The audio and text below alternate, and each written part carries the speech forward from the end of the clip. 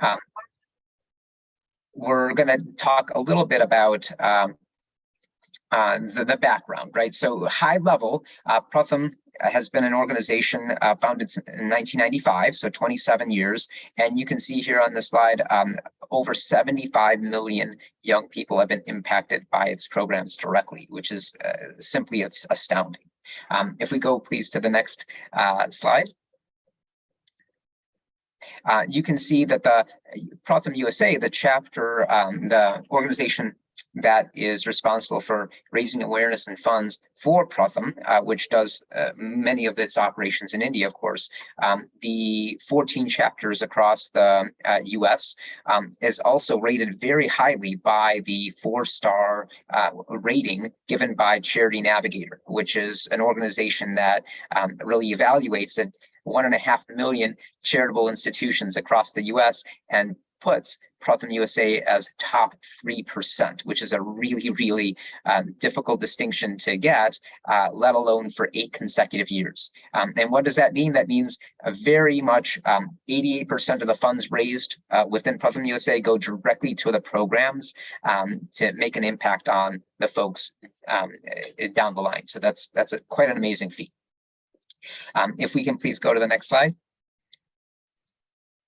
So what do we do, right? And this is really going to be across 5 different areas. First and foremost, the literacy and learning intervention. So this is really targeted for the younger kids, teaching them essentially how to read, numeracy, all of these basic skills, teaching them at the right level, which is a really revolutionary way of working with teachers' existing infrastructure and not replacing them, but providing tools that make this effort a lot more seamless. And secondly here, also creating a support network for girls' education programs, right? Because they're at so much of a higher risk of dropping out later in life just because of family needs or other circumstances, and creating an opportunity for them to finish their education and to keep their options in life open for the next generation. And the third bucket you see here is vocation training, right? So there's so many different areas. We'll talk about that, a particular video example in a moment here, so I'll save that for a moment. But also in 4th place here, the research and advocacy efforts. Pratham is an organization that is really driven by data. And that's extremely important, right? So looking and learning from what impact these programs have, they can pivot quickly and make the necessary changes. And I think the 5th bucket you see here is a perfect example of something like that. When noticing that the pandemic a few years ago made such an impact to learning, almost making it impossible, switching to ed tech solutions, empowering kids to continue their journey through whatever technological means necessary, was really a great example of how overcoming challenges in a difficult environment. So really novel, innovative organization, despite the growth it has had, is still keeping young. Next slide, please. And in terms of the impact, right, you saw a little bit about the different areas that it operates in. But again, 75 million folks have been impacted by the programs. And this is across India, and a lot of the institutions or practices are taken to other countries afterwards because of the high level of success that they've had within India. If we can please go to the next slide. Here you'll see Wahid's story, and I'll let the video speak for itself.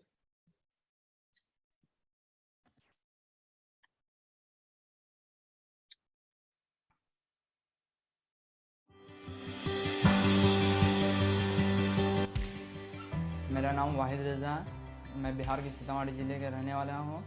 मैं अपनी पढ़ाई अपने गांव से ही start किया था। जब हम 10 साल के थे तो मेरे घर की आर्थिक स्थिति बहुत ही ख़राब थी, तो लोगों ने हमको काम करने की सलाह दी और गांव में ही मैंने जाकर एक टेलर में काम किया था।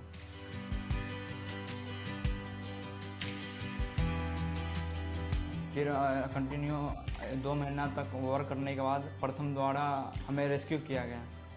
फिर मेरा फिर से एडमिशन करवाया गया और उसके बाद मैंने अपनी पढ़ाई फिर से स्टार्ट की। पहले मेरे में अपने अंदर कॉन्फिडेंस नहीं था, लेकिन अब इतना मतलब अभी बहुत ही कॉन्फिडेंस है।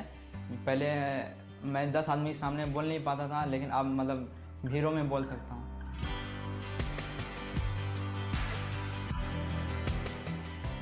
प्रथम के सपोर्ट से ही मैंने क्लास 8 में स्टेट लेवल का एग्ज़ाम क्रैक किया था।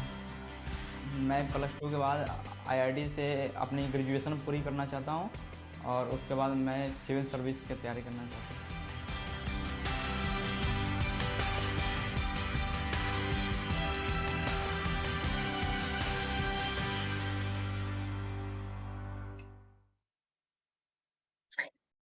That was phenomenal. Thank you so much for showing that video. If we can go to the next slide, please.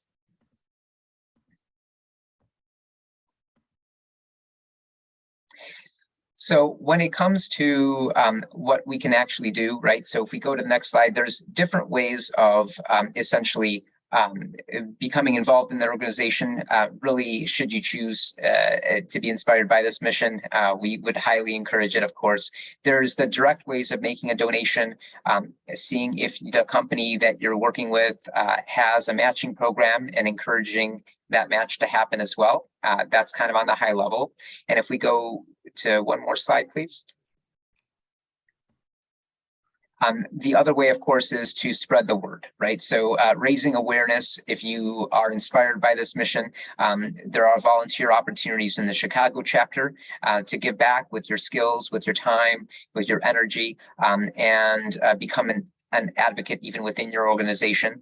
So many of these larger organizations have programs where they want to partner with successful not-for-profits, and this is a wonderful way to arrange such a relationship. So we're always happy to work with you and talk with you to make sure that that happens. So much like myself and some of the folks you'll hear from, we are volunteers as part of the Chicago board. We do this because we're so inspired by the mission at hand, and this is just another way that we can give back to the world. So I'll go ahead and next slide, please.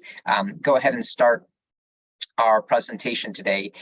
Some of you have seen our panelists today come from a wide variety of backgrounds, industries, roles. And so we have Anu Krishnan, we have Nag Vaidyanathan, and we have Jennifer Marsalik, who unfortunately had a last minute emergency. So she wasn't able to join us, but she did feel strongly about contributing to today's presentation. So she sent me her responses to the questions that we're going to be asking today.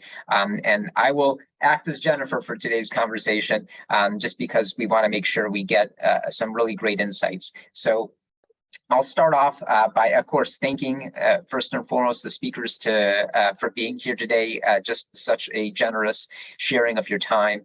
And we'll start off with the first question of the day, and that is, when it comes to many folks in this audience, right, at the beginning of their journeys, whether they're in college or the first 10 years of their careers, if you can go back in time at this stage in your journey, right? And what would you tell yourself as the most important thing to do, or maybe not to do, as you progress in your career? And Nag, we'll start with you.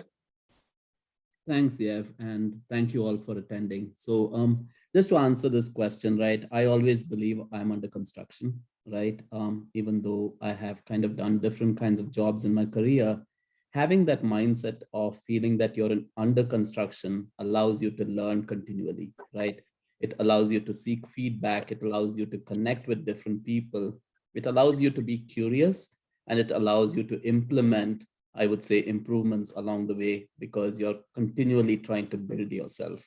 So some of the key things that I focused on as I've grown up is, first thing is being curious, asking questions, right, in terms of understanding why people do what they do, and then connecting that to your development plan to say, how does that allow you to achieve what you want to do, right? So you draw a map, right? Some roads are still filled with potholes, some roads have multiple lanes, but then you kind of think through which roads you have to go on to kind of reach your destinations at that point. So it's allowed me to think that way. It's allowed me to make connections, and many of these connections are still alive for me in terms of helping me as I've continued to grow in my career. whether within the US, whether it was in Europe, it has always been where I've sought advice, I've sought inputs, and I've sought kind of, I would say, adjustments to how I think. So that's another perspective. Having people provide you with perspectives, options, makes you really kind of think through what you have done and what you want to do and see whether that actually makes sense for you, right? Because it's not just your professional part of your career. As you go through your journey, you kind of build on your personal side too, right? Multiple life events happen and you need to be prepared to say how you're going to handle those events. So that's another perspective I think of. And then I would say another thing, just to kind of talk through it, is making connections with people who you may not know at the first time, right? Because I always believe life is like a beach ball where we all look at one color and we think that's what it is. But then by connecting with different people, the different perspectives, inputs, what they have done, what they have learned, offers new ways of thinking about what you might have thought of as normal, right? So that's another thing that's helped me. And then I would say the last thing really is to take a couple of things that you might consider are not your strengths, because many people tell me leverage your strengths, but be aware of your weaknesses or opportunities. But I do take a couple of my opportunities and weaknesses because it allows me to be who I really am, right? And I make that aware to the people I work with. First thing is I am an introvert, right? So I make that pretty clear to the people I work with, saying, hey, this is who I am. I'm not going to be a loud, big speaker in a big audience, but then I will have some really good conversations with you. You have to bear with it. Second thing is I do create humor without knowing I create humor sometimes.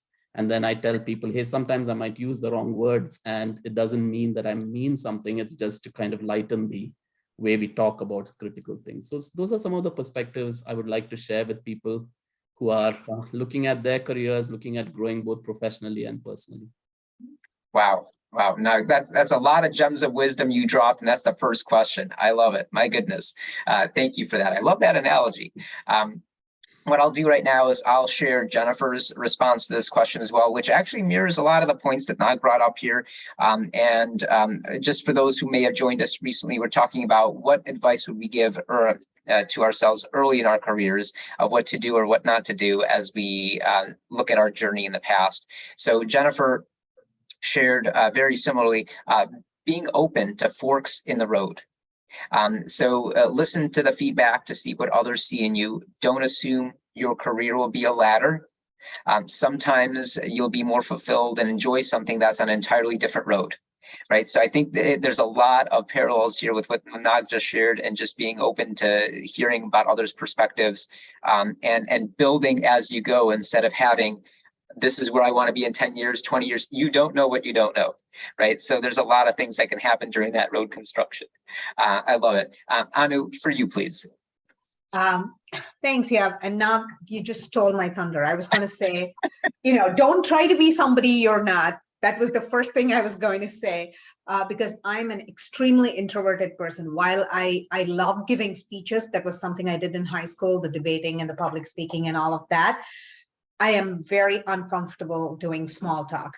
I am extremely introverted, and I come from a fairly conservative Indian family as well. So, trying to put myself out there and be somebody that I am not was one of the biggest mistakes I did early on in my career. I get all the fake it like you make it kind of speech that people give and stuff like that.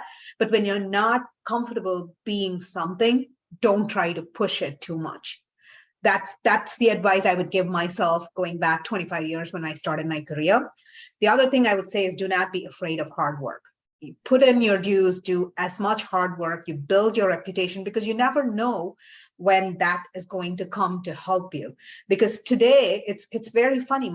When I started my career here in Chicago at a Big Four public accounting firm, I never expected that 25 years later, I'd be the chief accounting officer of a company, and I would be talking to the same partners who were managers on my first job. And it's like, they know me, they know my reputation. I am now hiring them as service providers. So it's like, it's a good 25 years later, I'm working with them. I had not worked with them for 10, 15 years in the middle, but now I'm giving them opportunities to come service at my company. And my reputation precedes me because they've all known me. They've all known me as a 22-year-old starting to work for them, and all the hard work I put in there, it's built up that reputation for me. So don't be afraid of hard work when you're younger, and don't try to be somebody that you are not. Just be original, be true to yourself. And I think that's the best advice I would give somebody at the start of their career. I love it. I love it. Thank you for sharing that, Anu. That's beautiful. So going on to the second question, and just a reminder for folks who are sending questions in, please continue to do so. We'll absolutely address them during the Q&A portion. First come, first serve, so don't wait till the end. So the second question that we're going to go ahead and talk about here is, there are many opinions out there on whether to switch companies or roles often or stick with one company and progress internally. What is the approach that you took, and what did you learn along the way? So Anu, if you don't mind starting on that one. Sure.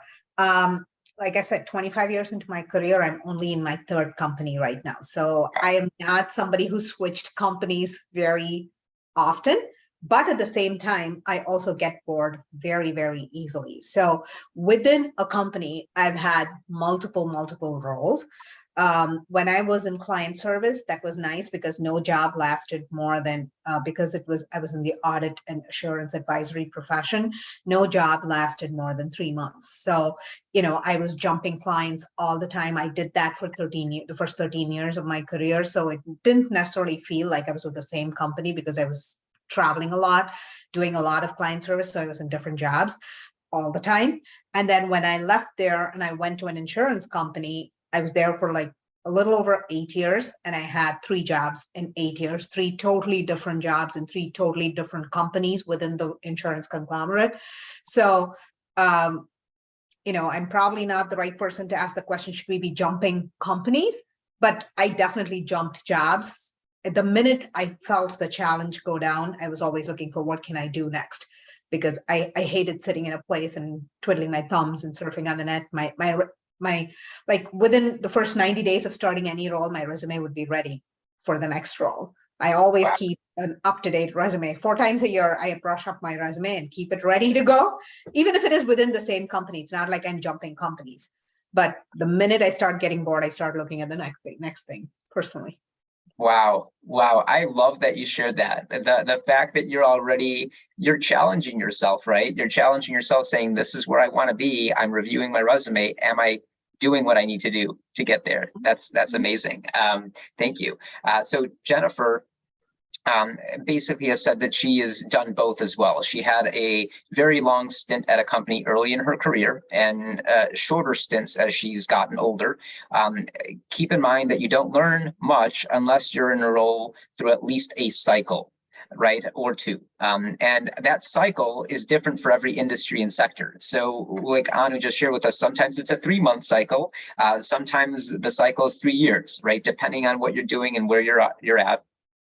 It's truly hard to gain experience, she says, without stopping to progress internally somewhere along the way, right? So it's not just about switching between companies. It's also making sure you make headway and you show something in that resume of progression, especially earlier in the career, she says.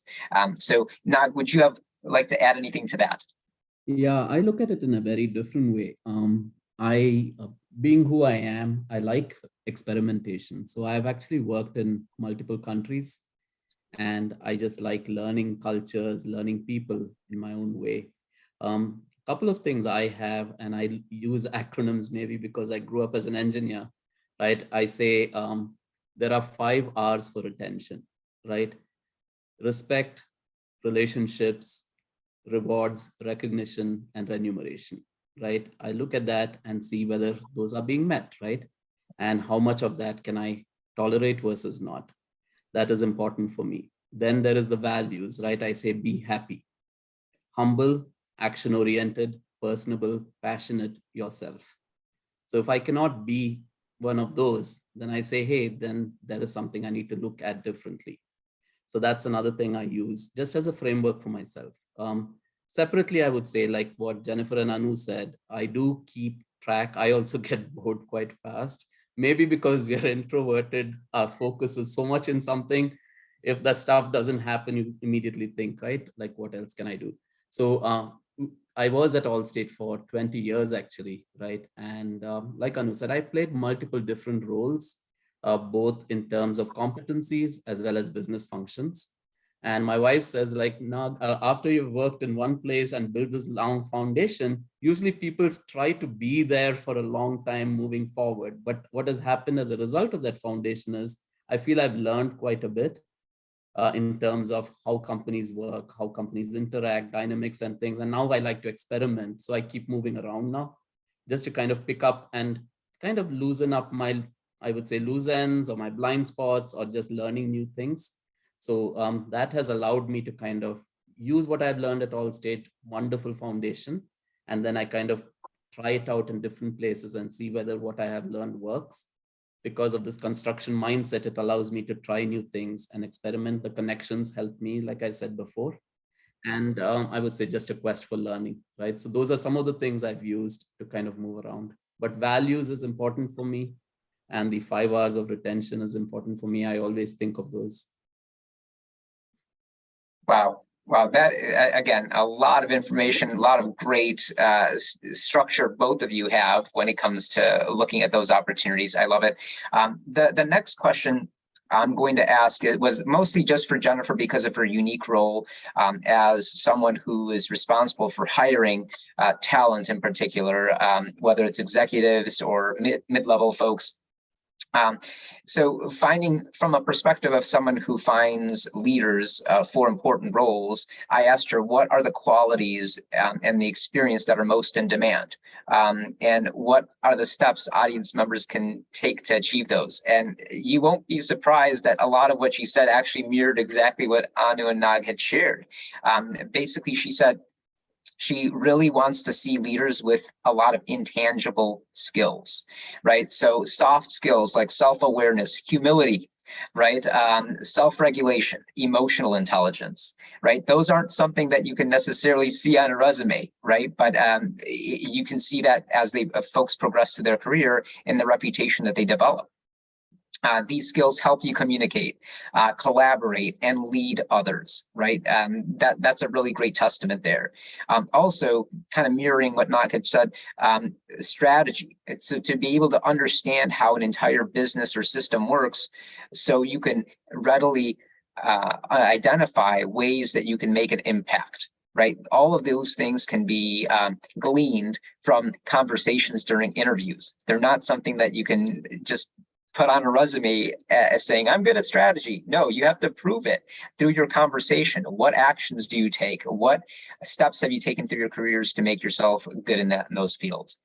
So thank you for both mirroring that and being examples of exactly what Jennifer looks at as well. I will switch gears here and go to the next question here. So just for a lot of us, a lot of these concepts are wonderful, and you both acknowledge that it has taken you a while to create that framework. What daily or weekly habits did you have that strongly contributed to your success and the ability to distinguish yourself from your peers? So I will go ahead and start with Nag, since you were the last one to speak. Yeah, so I do have a behavior that I have kind of continue to do even today, right? I keep a diary with me and I write down every single day. It's kind of a meditation, if you call it, but it's a way for me to reflect how I added value or subtracted value from what I did every day.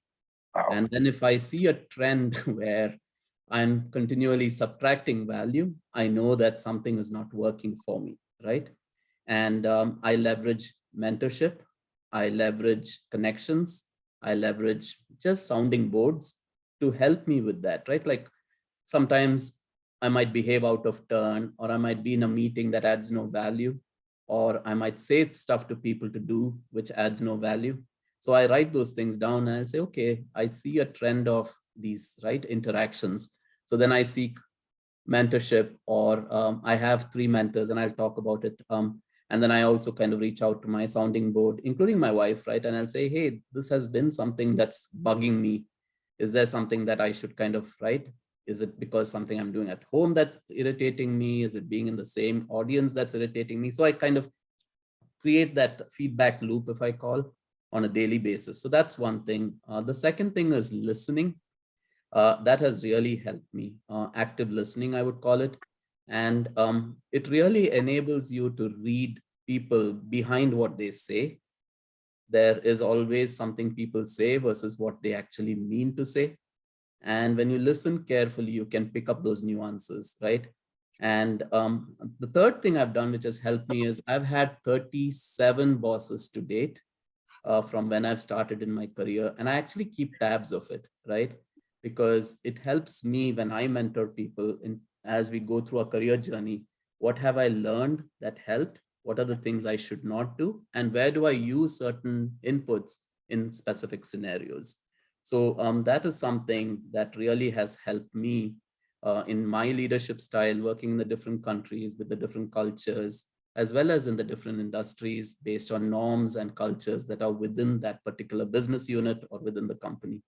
And again, like I said, I'm in construction, so I cannot say I'm great at anything, but it has definitely helped me kind of connect the dots, reflect, and see what I should adjust and adapt to. Wow.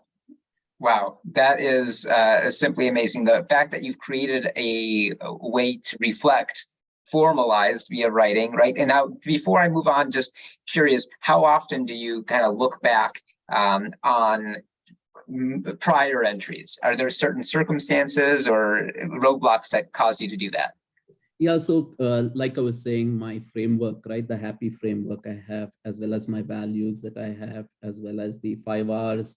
When I get into a place where I feel like, hey, something is not working for me, and or some days are just bad, because everybody has bad days, right? If you have all good days, you never grow.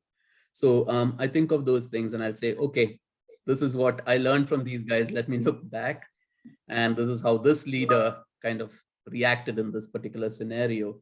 So can I do something different? Sometimes it's a little late, right? Sometimes the event has already happened, but then because of who you are as a humble person, you can go back, be vulnerable, apologize, or say, hey, I didn't actually come across the way I should have. Next time when you see that, can you just let me know? So it becomes a pattern, right? So that I would say those things have helped me just kind of course correct. Yeah. Beautiful, beautiful. I appreciate that.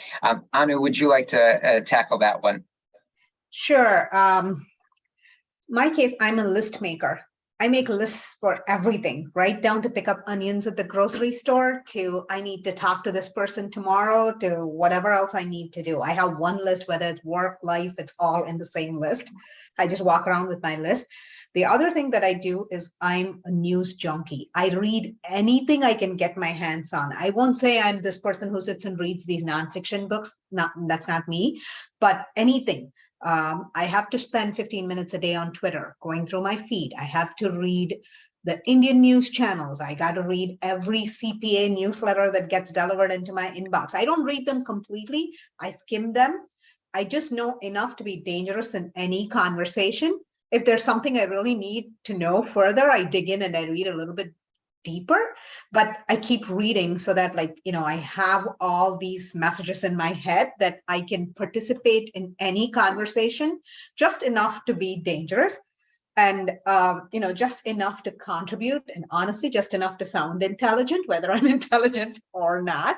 And then I add to my list, if there's something I want to know more, I add it to my list, and then I kind of like go about learning some more about it. So for me, it's my list making and then just reading. I'm always on my phone or my iPad or some kind of device, and I'm like, okay, what's going on? And then every night I have to watch news. I have to watch like the local news, the international news, the Chicago news. I do every one of that. I spend a lot of time just gathering data and internalizing it. That's all I do. Love it, love it. So it's definitely a combination, sounds like, of learning and reflection that goes together in both of your cases, that you can't have one without the other. They really work well together.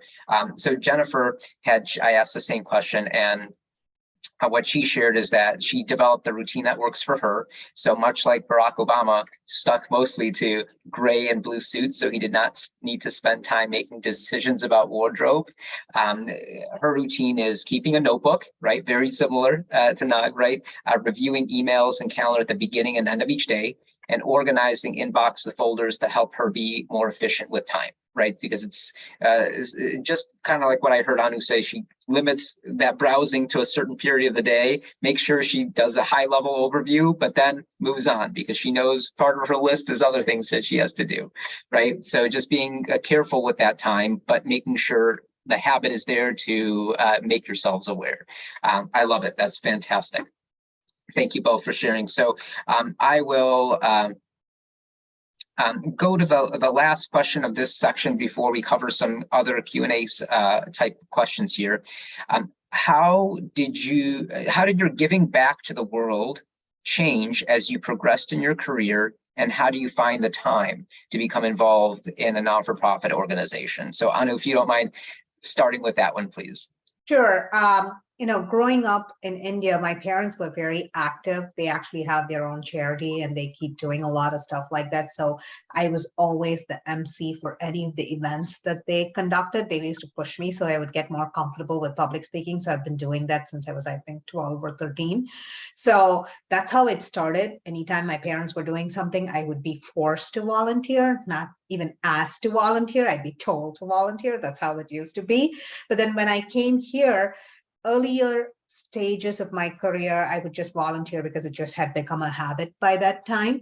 But then when life got busy with kids and things like that, I did not have time, but I was also getting to a point in life where I could afford to donate a few dollars. So there was that stage of my life where I would just make a donation, not of time, but of a few dollars, nothing significant, 25 here, 50 there, nothing significant. I would do that. But now that the kids are older and I'm almost an empty nester, I have both time and I also have the money to be able to donate. So I'm a little bit more generous with both of it. And honestly, I always keep saying this to my kids all the time. Nobody's extremely busy. It's just a matter of priorities. It's how you prioritize things and what you want to do. And for me, empowering girls and educating girls is something it's very, very close to my heart.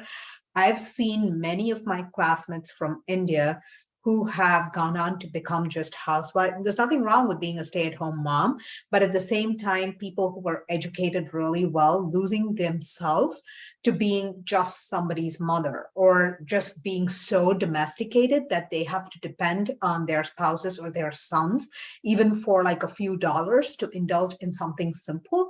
That financial independence has been robbed. They may be very well educated. A lot of them may have master's degrees, but they have like lost their financial independence and lost themselves as women. So for me, empowering women to be financially independent and giving them the ability to stand on their own 2 feet. You never know what's going to happen to you in life. So for me, that is a cause very close to my heart. I've had friends who've been widowed in their 30s and 40s, and then they have gotten to that point in life where they don't know what to do with their life. So I just don't want anybody to be in that situation. So for me, Pratham is something close to my heart just because we're able to empower and educate a lot of women. So that's where I come from in terms of volunteering. Wow. So definitely, it sounds like an evolution over time from childhood, but the key was finding something that was near and dear to your heart and just embracing that. And as you said, when you prioritize something like that, that's close to it, it never feels like work. It's just part of the hobby, part of what brings you joy. Thank you for sharing that. What I will share in terms of what Jennifer shared with that, it's been a little bit over time, both easier with creating time to give back just because of the ability to set boundaries, right? And prioritize the causes that are most important, but also more difficult because priorities compete a lot of the time to find the time. But the process of becoming more of a leader instead of a participant, especially in the world of giving back, it definitely helps you drive more of how you give back and the impact that you make. So finding yourself in the driver's seat of being able to be supportive of those causes that give you the most amount of passion for is in and of itself fuel to do that. And it gives you more energy in other parts of your life, which is a really amazing way to think about it. Nag, would you like to share on that side? Yeah, some of what Anu said, the same thing, definition of busy. I don't like when people say they are busy because it just means they are lazy, I would say. Um, so I grew up in a very humble family, and not getting into the details, but I came to the US with $100, right? And not knowing Goma, my wife and I, we established ourselves. And I would say as we went through that journey, it gave us a lot of lessons in terms of what we can do to help others. So we have been doing that in multiple ways. College kids in India, like Anu said, right, in Uttar Pradesh, we've been doing something for girls so they can get their bachelor's degrees. Outside of Pratham, I do that. Within Pratham, I've been kind of associated with Pratham since I would say almost 11-ish years now. Started volunteering in the galas, walkathons, then kind of started seeing how I could help with the fund collection piece of it. And then now I serve as the president of the Chicago chapter. Again, it's symbolic, but it really is to showcase that I really want to kind of be engaged in that. So that's one thing I do. I also am a board advisor with the Indo-American Community Services. That's a different organization which helps budding entrepreneurs. It helps people even write resumes, critique resumes, how to participate in job fairs, right? Professional development for middle level careers in terms of how they want to grow. So that's another way of kind of giving back from a professional learning standpoint. And then a couple other things I do is my intellect itself. I participate in a couple other boards where I help as a tech advisor, right? And then the last thing I do is I am part of the Mentium Corporation. So this is what helped me actually when I was at Allstate. When I came to the US, it's funny, but I was very afraid of tall and loud people. And people who are big and speak loudly, I would immediately become small. So I had the opportunity to be guided by somebody who really helped me conquer that kind of inhibition I had. And since then, I've been giving back through the Mentium Corporation. So different ways I've been associated, but primarily I think it's because of the fabric I'm made of and how I feel I can kind of help as much as I can, right? Love it. That's how it's worked. Love it. Oh, thank you both so much for sharing. Really appreciate it. I'm going to go ahead and sort of open up Q&A with some questions that we received before the event as well, from the folks who knew that this was coming up and they sent it ahead of time. So the first question is, how is leadership evolving in the new flexible hybrid remote setup? In other words, what attributes really need to be cultivated and practiced to be able to influence team members who are dispersed across different cultures and time zones right around the world? So Nag, if you don't mind starting with that one. This is still evolving. So again, I've created my own acronym. I call it LEADER. So L is listen, E is engage, A is acknowledge, D is develop actions, E is enable the team, R is reward and recognize. And it's really helped me kind of take that framework, especially because many of us are participating in a hybrid setup across time zones, across countries, some with video capabilities, some with internet ups and downs, and right.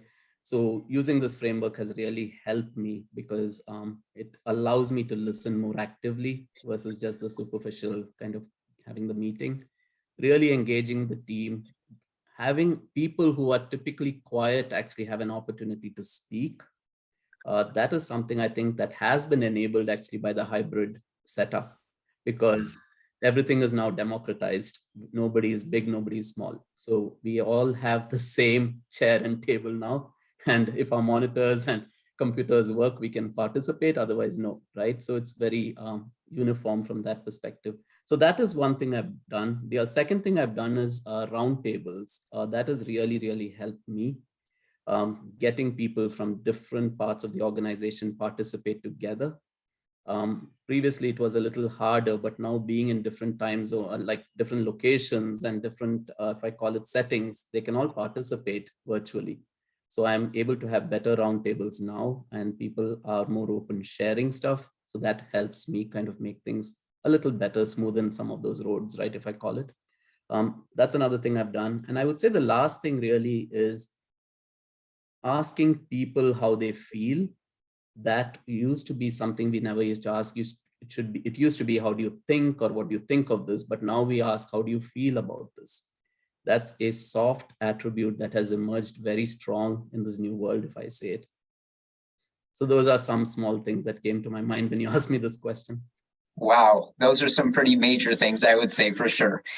Just being able to shift the mindset, having the same box size, right, on Zoom, so everyone has that equal say, and perhaps giving people that permission to be involved and step up, mentorship through that. I love it. Anu, would you like to add anything on that question? Just a couple of things. For me, it's not as much of a hybrid environment. I've been going into work even through the pandemic, 2-3 days a week almost.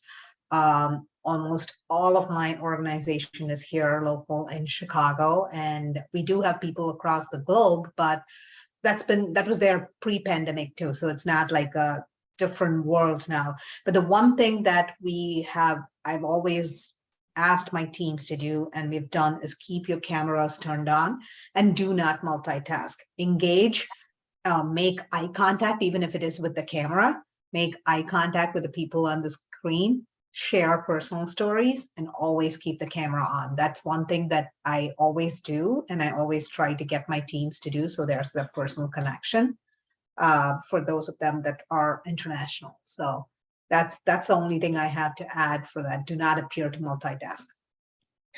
That's a really, really great point, right? Because especially if you're the speaker and you see someone doing that, that's a big deal. And the camera thing is a big deal too, especially if you're an organization that you want to show presence and engagement, how best to do that. That's a wonderful. Thank you both for that. I'll move on, and I know you said a little bit in the past about, Anu, you mentioned a little bit of the resources you use to stay sharp and ahead of the industry, changes in the industry. You mentioned that a lot of different news sources. Are there some favorite ones in particular that you can share that really help you?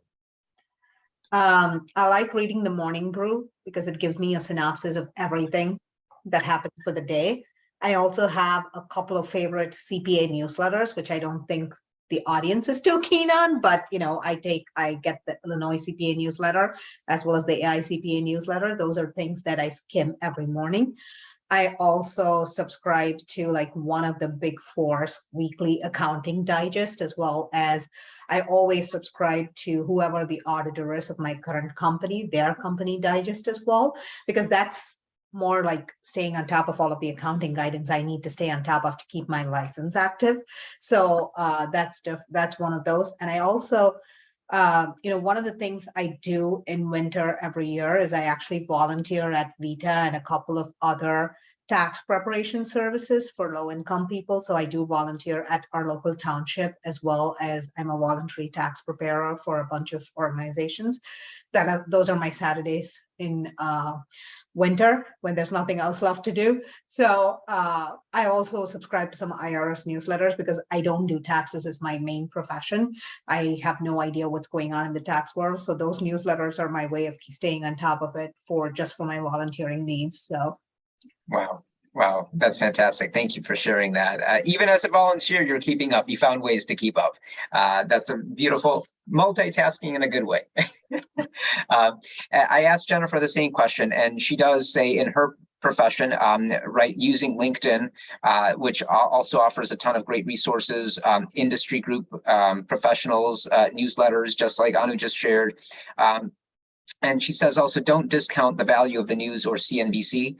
Knowing what's happening in the world outside your company will help you as you progress in your career. And I know before we go to not personally on my side, yes, there's the professional sort of barons that I look at for finance related news, but also looking at The Economist, which sounds like it's only about business, but actually does a really good job of worldwide perspective of a variety of different industries and different topics that may intersect, anything from science to technology to culture.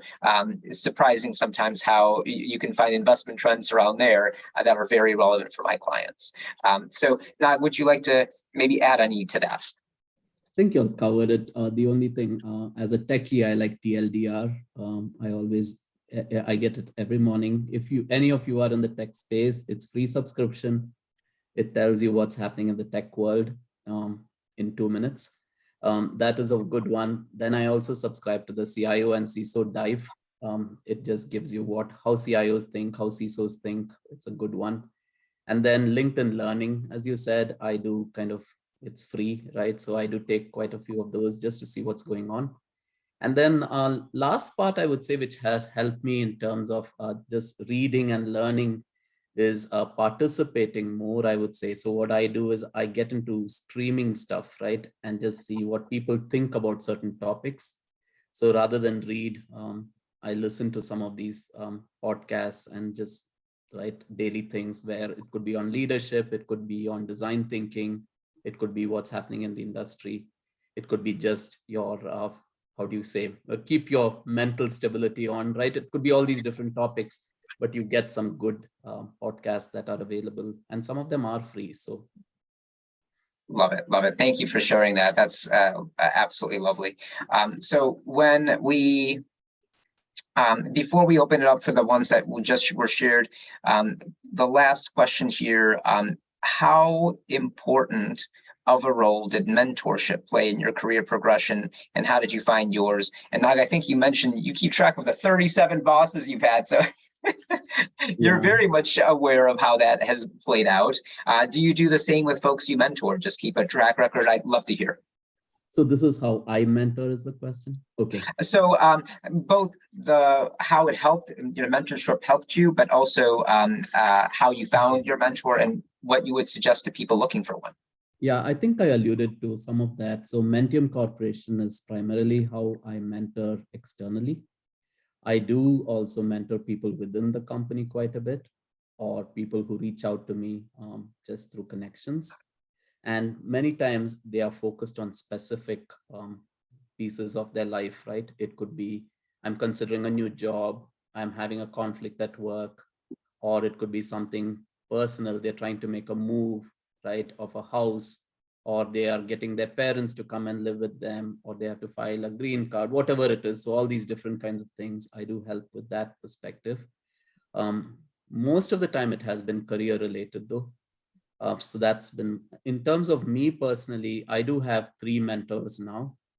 And I purposely do that because I feel if I get inputs from those 3, I typically serve a sphere of an audience, because I have one mentor who helps always give me positive reinforcement.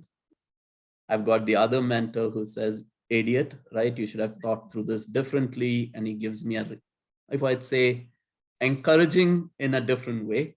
So one is, these 2 guys are actually in the US. And then I do have another mentor in Denmark who is kind of middle of the road for me. So all 3 have been really helpful. And I've had them for a few years now.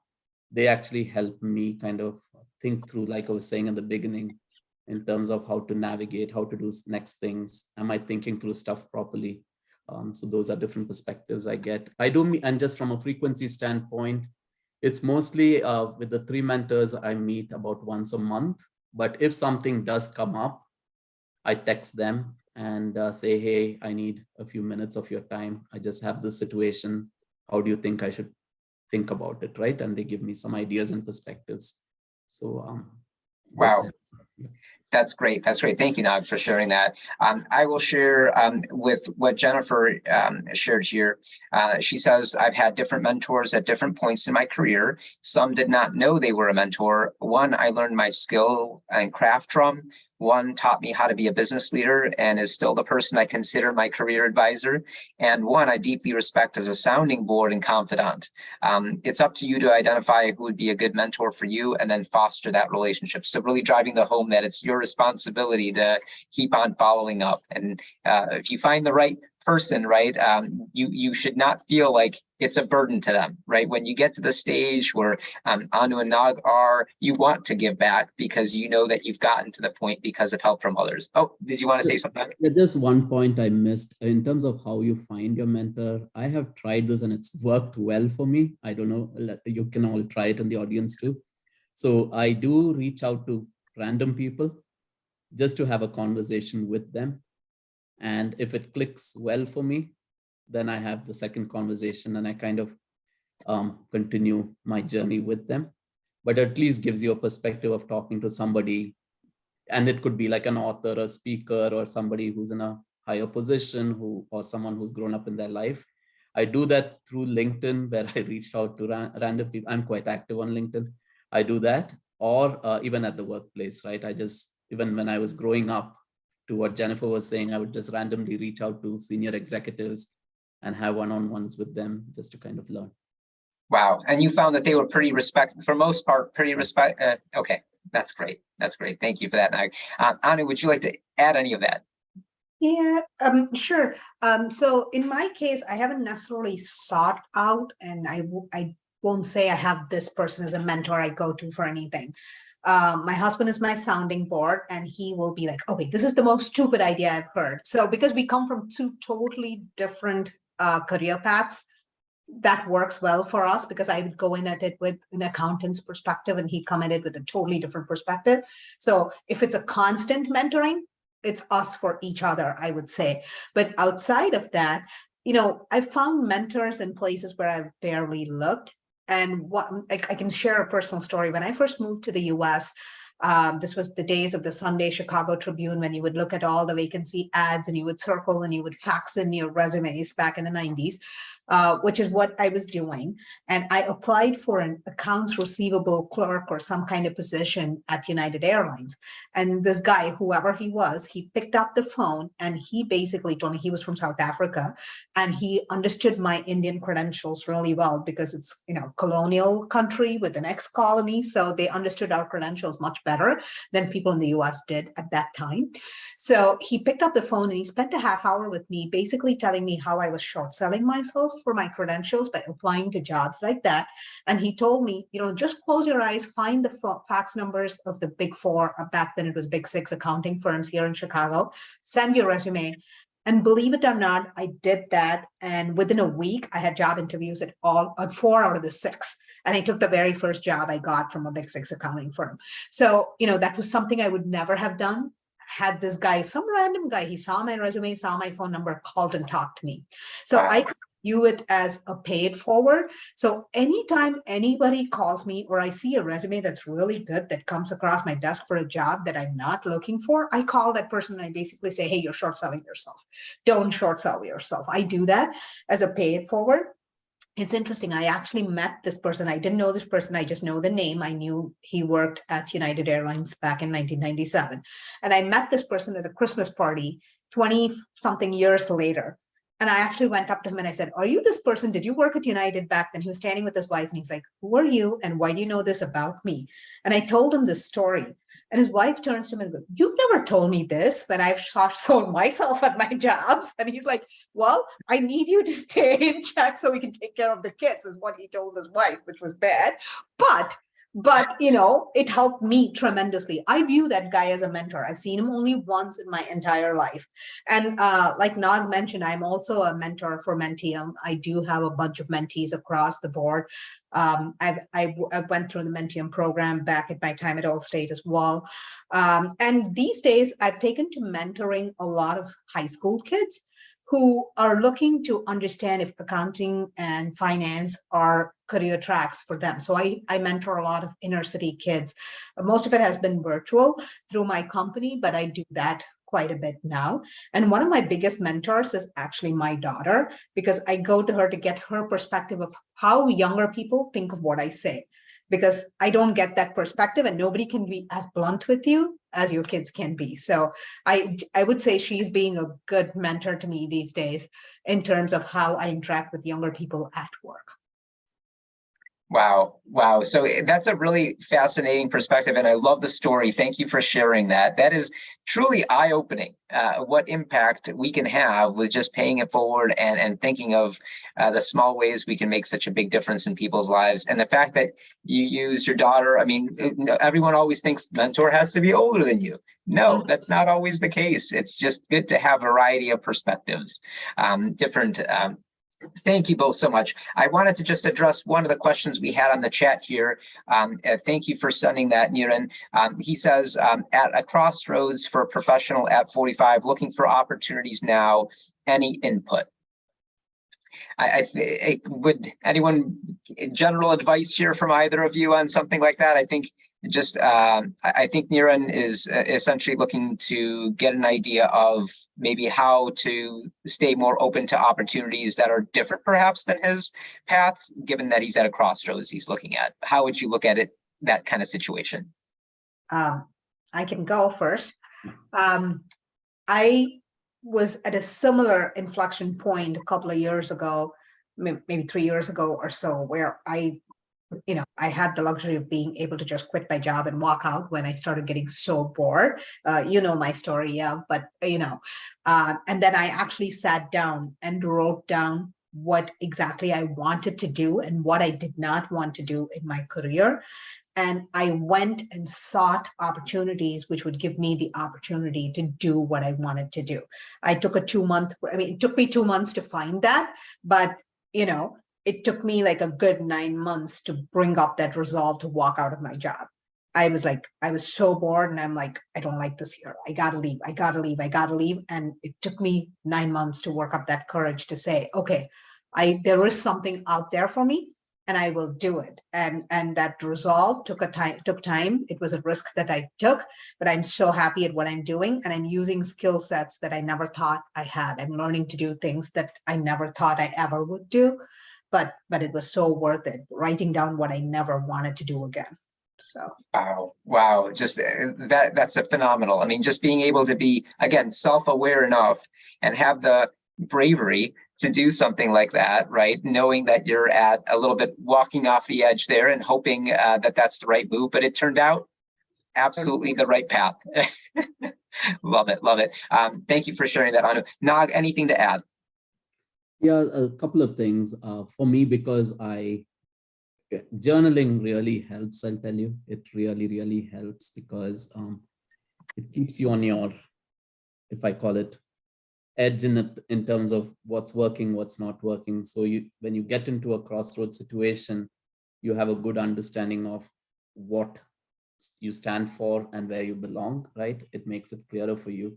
Second thing I would say is always be aware of what's happening around you, right? Not just because of a professional situation, but also what's happening from a personal standpoint, because that can help you kind of make decisions that actually make sense for you, right? That's the second thing.